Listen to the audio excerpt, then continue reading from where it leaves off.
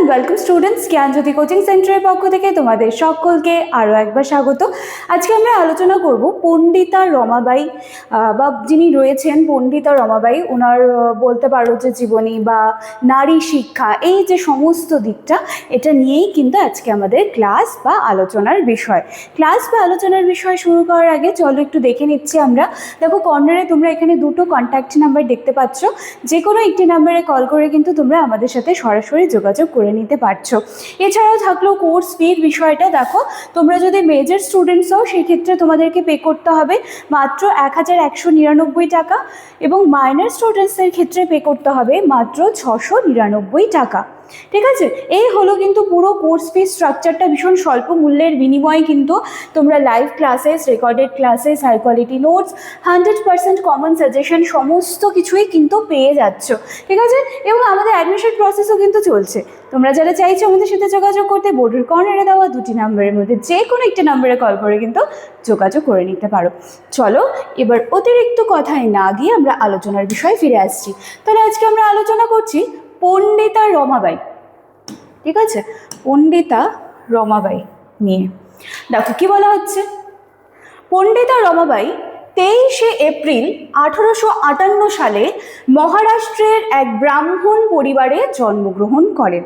আচ্ছা, তার পিতা অনন্ত শাস্ত্রী ছিলেন সংস্কৃত পণ্ডিত, অর্থাৎ উনার পিতা অনন্ত শাস্ত্রী কিন্তু সংস্কৃতে উনার পাণ্ডিত্য ছিল।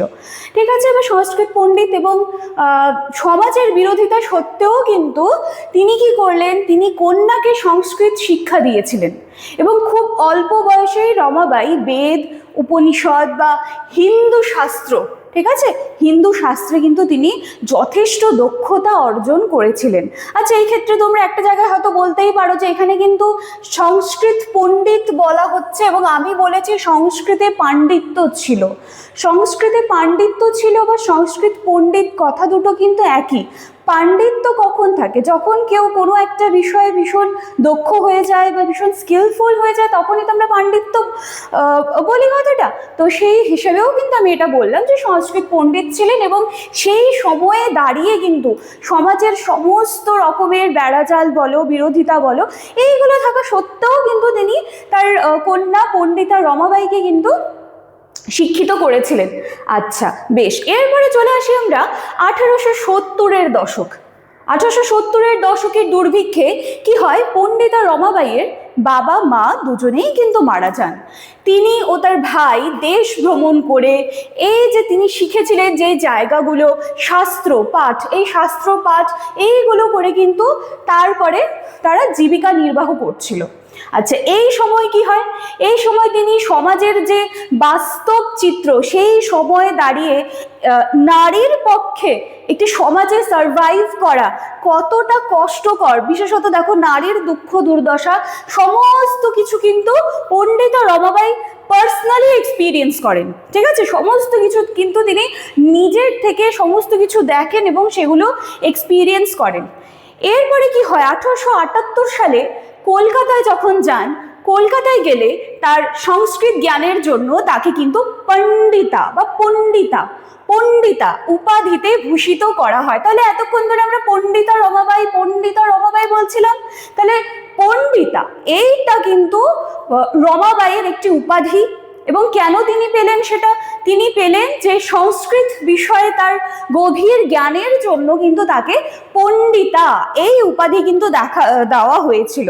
ক্লিয়ার? আচ্ছা, এরপরে দেখো কি হয়, এরপরে পণ্ডিতা রমাবাঈ আন্তর্জাত বিয়ে করেন, কিন্তু স্বামীর অকাল মৃত্যুতে আবার পণ্ডিতা রমাবাঈ কিন্তু কি হচ্ছে যে তিনি কিন্তু দেখাচ্ছে আবার তিনি সেই দুঃখ দুর্দশার মধ্যেই চলে আসলেন। অল্প বয়সে কিন্তু তিনি বিধবা হয়ে যান। এই যে ব্যক্তিগত অভিজ্ঞতা, এই সমস্ত কিছু কিন্তু তাকে নারী মুক্তির প্রশ্নে আরও বেশি দৃঢ়, আরও বেশি সচেতন করে কিন্তু তুলছিল। আচ্ছা, এরপরে কি হলো, তিনি ইংল্যান্ড ও আমেরিকা ভ্রমণ করেন এবং সেখানে বক্তৃতা দেন। তার লেখা the high caste Hindu women বইটি আন্তর্জাতিকভাবে আলোড়ন তোলে। তারপর তিনি আবার ভারতে ফিরে আসেন এবং 1889-এ পুনেতে প্রতিষ্ঠা করেন মুক্তি মিশন। এই জায়গাগুলো খুব ভালো করে দেখবে, লেখা বই বা যে সমস্ত সংস্থা বলো বা মিশনগুলো রয়েছে এগুলো কিন্তু খুব ভালো করে দেখবে। আচ্ছা, এই মুক্তি মিশন তিনি যেটা প্রতিষ্ঠা করেন সেটা কোথায় করেন? সেটা কিন্তু করা হয়েছিল পুনেতে। কেন করা হয়েছিল? করা হয়েছিল বিধবা ও পরিত্যক্ত নারীদের শিক্ষা ও আশ্রয় দেওয়ার জন্য কিন্তু পণ্ডিতা রমাবাইয়ের দ্বারা পুনেতে মুক্তি মিশন প্রতিষ্ঠা করা হয়েছিল।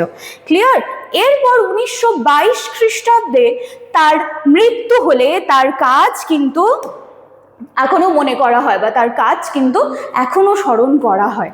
ঠিক আছে, এবার আমরা একটুখানি দেখে নিচ্ছি যে তিনি নারীর অধিকার নিয়ে কি কাজ করেছিলেন বা সেই জায়গাটা এবার একটুখানি আমরা দেখে নিচ্ছি। দেখো, পণ্ডিতা রমাবাই ছিলেন ভারতীয় নারীবাদের অন্যতম প্রতিকৃত, এবং অবশ্যই কারণ খুব ছোট থেকে তিনি এই জিনিসগুলো পার্সোনালি এক্সপিরিয়েন্স করছিলেন। আচ্ছা, তার নারীর অধিকার চিন্তায় কয়েকটি প্রধান দিক হলো, চলো দিক সমূহ এবার এক এক করে আমরা দেখে নিচ্ছি। সবার প্রথমে রয়েছে নারী শিক্ষার উপর জোর। তিনি মনে করতেন যে শিক্ষা ছাড়া নারীর মুক্তি কিন্তু কোনোভাবেই পসিবল নয়। আর সেই সময়ে দাঁড়িয়ে, যে সময়কাল নিয়ে আমরা পড়ছি বা যে সময়ে পণ্ডিতা রমাবাই এই সমস্ত কিছু সারভাইভ করে যাচ্ছিলেন একাধারে, সেই সময়ে তিনি কিন্তু ভীষণভাবে সেটা অনুভব করেছিলেন যে সেই সময়ে যদি একটি নারীর মধ্যে শিক্ষা না থাকে তবে কিন্তু সে কোনোভাবে সেই সমাজে অ্যাটলিস্ট নিজেকে কিন্তু বাঁচিয়ে রাখতে পারবে না। যার জন্য বলা হচ্ছে শিক্ষা ভীষণ প্রয়োজন ছিল। নারীকে শুধু গৃহস্থালির কাজে সীমাবদ্ধ না রেখে আধুনিক ও ব্যবহারিক শিক্ষায় অবশ্যই তাকে শিক্ষিত করা উচিত। পরবর্তী পয়েন্ট কি আছে? বাল্যবিবাহ ও বিধবা সমস্যার বিরোধিতা। তিনি দেখিয়েছিলেন যে অল্প বয়সে বিয়ে এবং বিধবাদের উপর নিষ্ঠুর সামাজিক নিয়ম সমস্ত কিছু কিন্তু কিভাবে একটি নারী বলো বা একটি মেয়ের জীবনকে কিভাবে দুর্বিষহ করে তুলতে পারে। তো এই জায়গাগুলো নিয়েও কিন্তু তিনি কথা বলেছিলেন। তারপর কি সম্পত্তির অধিকার ও স্বাবলম্বিতা। কি বলা হচ্ছে? নারীদের অর্থনৈতিক স্বাধীনতা অবশ্যই প্রয়োজন, এবং এই কথা তিনি কিন্তু জোর দিয়ে বলেন, কারণ অর্থনৈতিকভাবে নির্ভরশীল নারী কখনো পুরোপুরি স্বাধীন হতে পারে না। শিক্ষা যদিও থাকে কিন্তু তবুও তাকে অর্থনৈতিকভাবে কিন্তু স্বাধীন হতে হবে, তবেই কিন্তু বলা যায় যে সেই নারী সম্পূর্ণভাবে মুক্ত। আচ্ছা, এরপরে কি আছে? ধর্মীয় সমালোচনা। আচ্ছা, তিনি দেখান যে ধর্মীয় শাস্ত্রের ভুল ব্যাখ্যা নারীদের দমনে ব্যবহৃত হয়েছে, তাই সমাজ সংস্কারের জন্য ধর্মীয় সংস্কারও ভীষণভাবে প্রয়োজন। আচ্ছা, এই জায়গাটা কি বলা হয়েছে? যে ধর্মীয় শাস্ত্রে কিছু এরকম ব্যাখ্যা ছিল যেখানে হচ্ছে নারীদেরকে শিক্ষা দেওয়া বা তাদেরকে অনেকটা বেশি স্বাধীন করে দেওয়া, এই সমস্তই নাকি ধর্মের বিরুদ্ধে হয়ে যাচ্ছিল।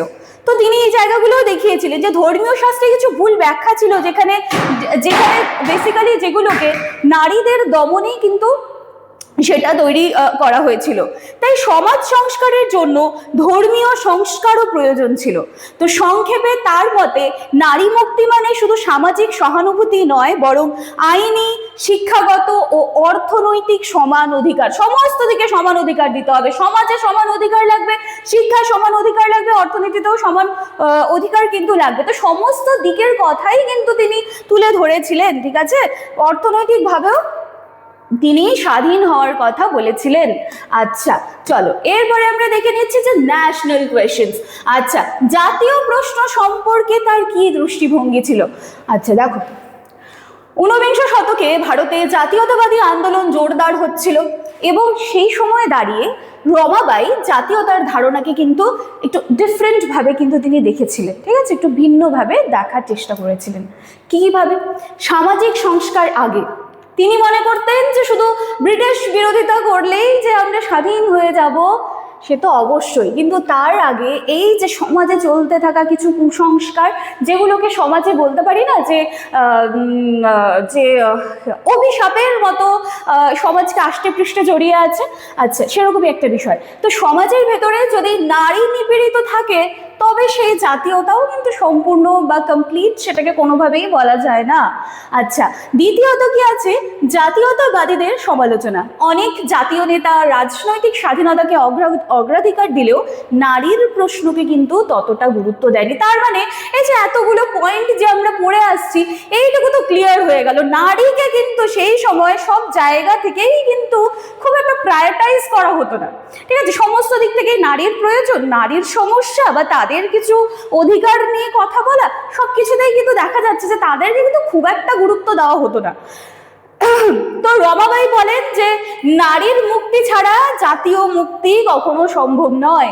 জাতীয় মুক্তি বা জাতীয় আন্দোলন বা এই যে ব্রিটিশদের যেই শোষণ নিপীড়ন ছিল, সমস্ত কিছুর থেকে যদি ভারতকে আসলেই মুক্ত করার প্রয়োজন অনুভব হয়, তাহলে সেখানে কিন্তু অবশ্যই নারী সম্পর্কিত সেই সময়ে সমাজে চলতে থাকা যে জ্বলন্ত সমস্যাগুলো ছিল, সেগুলোকেও কিন্তু সেটার মধ্যে ইনক্লুড করা ভীষণ প্রয়োজন ছিল। আচ্ছা, তারপর কি আছে দেখো, অন্তর্ভুক্তিমূলক জাতীয়তা। তার কাছে জাতীয়তা মানে ছিল সমতা, মানবিকতা এবং সামাজিক ন্যায়। নারী পুরুষ উভয়ের সমান মর্যাদা ছাড়া জাতীয় ঐক্য সম্ভব নয়। এটা খুব সুন্দর একটি কথা তিনি অনুভব করেছিলেন যে নারী পুরুষ সমাজে রয়েছে, নারী পুরুষের উভয়ের সমান অধিকার থাকা উচিত। ক্লিয়ার?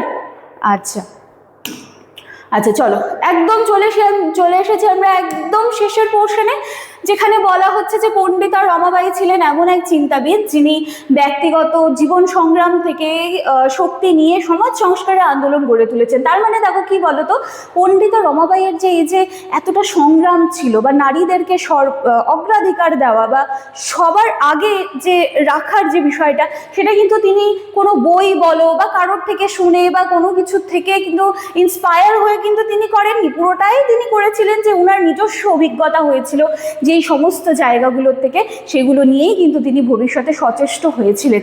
ক্লিয়ার? তো এই ছিল কিন্তু আজকে আমাদের ক্লাস বা আলোচনার বিষয়। পণ্ডিতা রমাবাঈ নিয়ে সেরকম বোঝানোর তো কিছু ছিল না, ভালো করে এই ভিডিওটা দেখলেই তোমরা কম বেশি কিন্তু লিখে আসতে পারবে। তো এই ছিল আজকে আমাদের ক্লাস বা আলোচনার বিষয়। ভিডিওটি ভালো লাগলে তোমাদের ভ্যালুয়েবল কমেন্টসগুলো কমেন্ট সেকশনে রেখে যেতে ভুলবে না। দেখা হচ্ছে আবার নেক্সট দিনের ক্লাসে। Thank you.